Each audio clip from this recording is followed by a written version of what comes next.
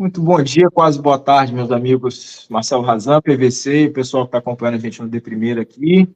A CBF, como um resumo geral da história toda, ela ficou muito satisfeita com o amistoso contra a Guiné.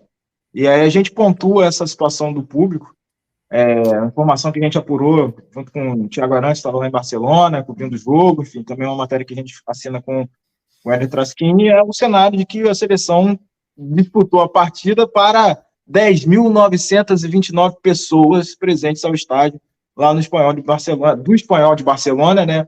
Enfim, na capital da Catalunha, e um jogo que não teve sucesso de público presencial, mas que a CBF considera que a partida valeu muito a pena ser realizada por um contexto que vai além da presença no estádio. E a gente vai explicar um pouco, já explicou na matéria, né? E para você que está aqui acompanhando a gente ao vivo, e aí dando uma de PVC aqui, PVC, sobre a pesquisa histórica, né? Esse foi o segundo pior público da seleção brasileira no século XXI. A gente remete a 2 jogos que passaram perto disso. Teve um pouco mais de gente, né? O PVC, eu lembro até no antigo blog do PVC aqui no UOL, ele fez uma postagem, eu recorri a ele para fazer um pouco desse trabalho também.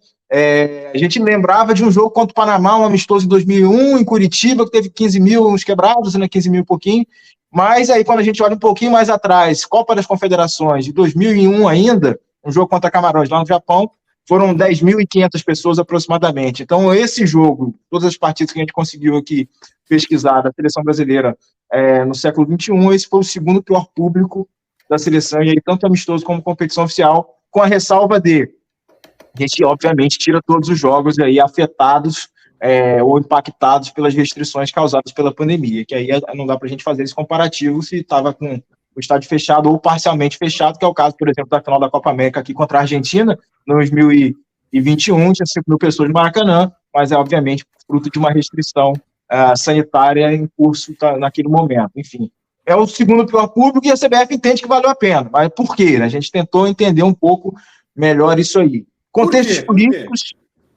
políticos, contextos de imagem, né? E dá para a gente ir nesses 2 caminhos. O primeiro é a mensagem contra o racismo, que a CBF acha que essa foto aí, por exemplo, repercutiu muito no mundo, né? O fato de a seleção ter jogado no uniforme branco durante todo o primeiro tempo, algo que foi inédito, né, de fato. Preto, né? Como? Uniforme preto, né? De preto, perdão. Uniforme preto aí no primeiro tempo.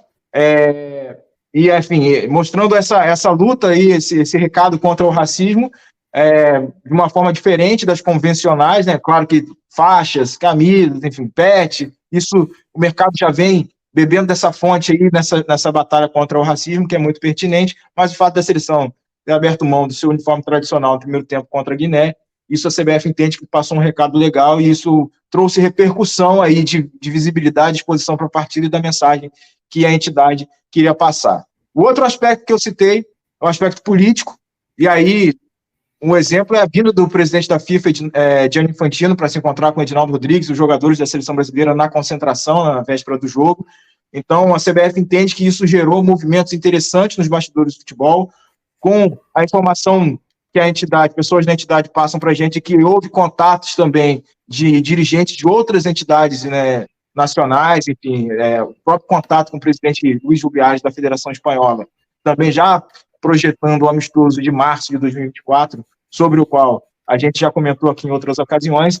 Então a CBF entende que teve um ganho de imagem e político com esse amistoso realizado na Espanha, apesar de ter sido, e a gente enumera algumas questões aí na matéria também, questões que atrapalham um pouco da parte do público em si, né? Por exemplo, a maioria dos torcedores de Barcelona, obviamente, torce para o Barcelona. Então, quando você faz um jogo de futebol de seleções no estádio para 40 mil pessoas, do clube, do segundo clube, né, da cidade, que tem, segundo o Arantes, aí, que está vivendo lá o dia a dia, numa proporção basicamente de 80-20, né, de torcedores para um lado e para outro, o torcedor do Barcelona não se sente incentivado a prestigiar um jogo, ainda mais de futebol de seleções, que para eles, enfim, a seleção lá é a seleção da Catalunha, não é necessariamente a seleção espanhola, mas o torcedor local, e pelo relato que o Arantes trouxe, né, contribuindo para a matéria dessa forma, não faz muito sentido, não tem muito interesse, transpondo para o mercado de São Paulo, por exemplo, quanto o torcedor palmeirense se sente incentivado a ir num jogo numa arena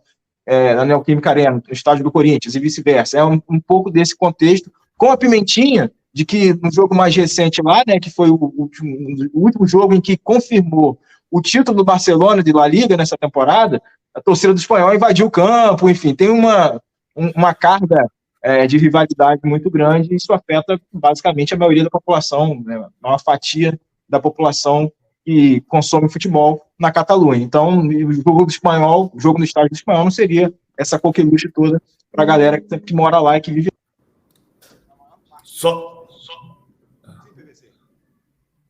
Picotou aqui um pouquinho para mim. PVC ia falar? Não, acho que foi meu fone que morreu. Meu fone tá voltando, tá fazendo sanduíche x. É isso. Deixa eu tirar o fone daqui. Mas agora tá perfeito, pode falar. Por que tá estranho? Mas tudo bem, vamos nessa aqui assim mesmo. Vocês conseguiram me ouvir bem aí? A gente pode voltar aí. Agora eu tô ouvindo bem. Agora sim, perfeito. Tô ouvindo bem.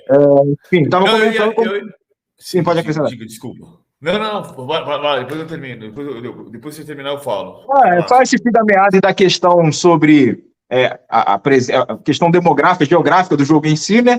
E aí a CBF, para amarrar isso aí, entende que, enfim, em termos de público, a perspectiva é muito melhor desse jogo agora, amanhã, contra Senegal, em Lisboa. Enfim, obviamente que a presença brasileira no Portugal, a gente nem precisa falar, é muito maior, e isso é um atrativo a mais para o jogo, lá no estádio José Alvalade, em Lisboa. Detalhe financeiro e técnico aí. Quem que organiza esse jogo? Por que esse jogo foi parar lá? A CBF não tem atualmente um contrato como tinha até dezembro de 2022, uma empresa que explora os direitos comerciais dos jogos da seleção brasileira. A CBF tinha um contrato com a PIT, que era parceira desde a história começa em 2006 ainda, com a CBF assinando com uma empresa chamada Quentaro, depois a Quentaro subsidia os direitos e entra a PIT na história, enfim. Enfim, a CBF não tem essa empresa para explorar os direitos comerciais, e a própria CBF negocia os próprios amistosos. Nesse ano, a CBF foi meio de carona, né, no projeto da seleção de Marrocos, aceitou o convite de Marrocos, teve o jogo lá em março, e enfim, foi uma organização mais passiva por parte da CBF, e a partida aconteceu. Agora, foi a própria CBF que, enfim, foi atrás dos jogos, marcou, organizou, negociou, e não tem uma empresa que explore comercialmente. Então a CBF se preocupa, né, com todo o retorno comercial, de bilheteria, tudo que está no pacote de jogo é a CBF. Se ela colocou, e ela acaba colocando, né, na balança, que é mais interessante, toda a mensagem que eu falei, né, a parte política de imagem, em detrimento de uma questão comercial. Obviamente que a CBF queria ter casa cheia, ninguém está sendo negligente com a relevância do público no estádio, mas considerando as situações e esse contexto todo, para a gente amarrar um pouco melhor a ideia, é por isso que a CBF entende que valeu a pena, apesar de ter um estádio vazio, o segundo menor público de um jogo